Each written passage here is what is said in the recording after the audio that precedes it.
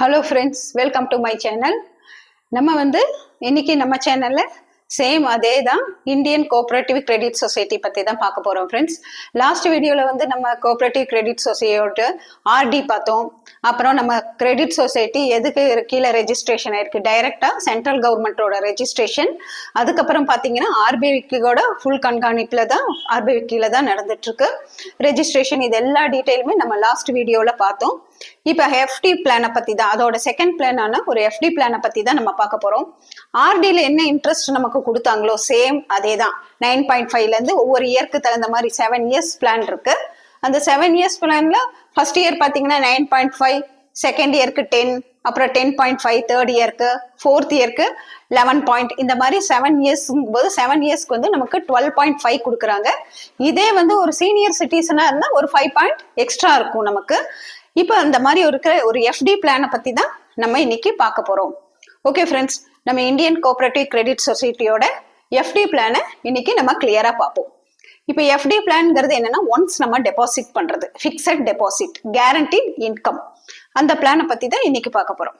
இப்போ ஃபிக்ஸடில் நம்ம ஒரு டைம் ஒரு 5 லட்ச ரூபா டெபாசிட் பண்ணுறோம் 84 மந்த்ஸ்க்கு. சரிங்களா? 84 மந்த்ஸுக்கு நம்ம ஒரு 5 lakhs டெபாசிட் பண்ணுறோம். இதை நீங்க இடையிலலாம் எடுக்க முடியாது.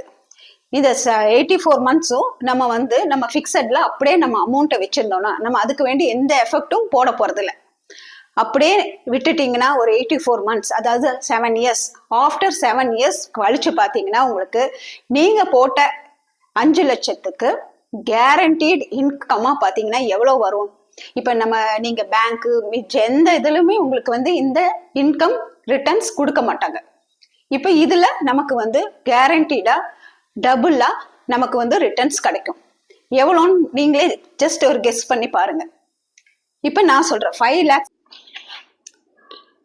இப்போ நம்ம 5 lakhsக்கு 84 மந்த்ஸ் வெயிட் பண்ணி, அதாவது ஆஃப்டர் 7 இயர்ஸ் கழிச்சு பார்த்தீங்கன்னா உங்களுக்கு கேரண்டீடு இன்கம்மா 11,40,349 rupees உங்களுக்கு ரிட்டர்ன்ஸ் கிடைக்கும். அதாவது எவ்வளோன்னு பார்த்தீங்கன்னா டபுளா 11,40,349 rupees நமக்கு கிடைக்குது.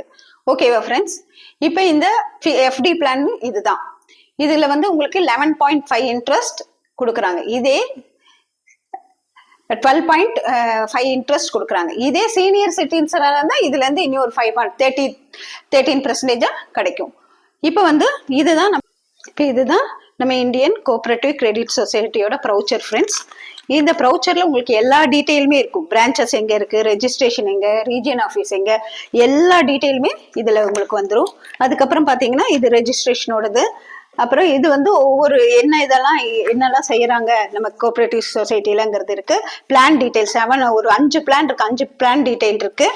இதுல இப்ப நம்ம பார்த்த எஃப்டி பிளான் தான் இது. இந்த எஃப்டி பிளான்ல தான் பாத்தீங்கன்னா ஒரு 5 lakhsங்கும் போது உங்களுக்கு இந்த ரிட்டர்ன்ஸ் கிடைக்குது. பாத்தீங்கன்னா 11,40,349 கிடைக்குது ஃப்ரெண்ட்ஸ்.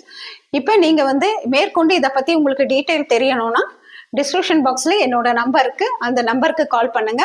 நீங்க இதை பத்தி பயந்துக்கெல்லாம் வேண்டாம். கூகுள்லயும் போய் இதை போட்டு இந்தியன் கோஆபரேட்டிவ் கிரெடிட் சொசைட்டின்னு போட்டு பாருங்க. இதோட டீட்டெயில் எத்தனையும் கிடைக்கும். இது ஒரு 26 இயர்ஸா ரன் ஆயிட்டு இருக்கு. இப்போ பாத்தீங்கன்னா இங்கே ஆல் ஓவர் எல்லா இடத்துலயுமே பிரான்ச்சஸ் எல்லாம் இருக்கு. நீங்க தைரியமா இது நமக்கு டைரக்டா சென்ட்ரல் கவர்மெண்ட் ரெஜிஸ்ட்ரேஷன்ல ஆர்பிஐ கீழே தான் நம்ம சொசைட்டி நடந்துட்டு இருக்கு.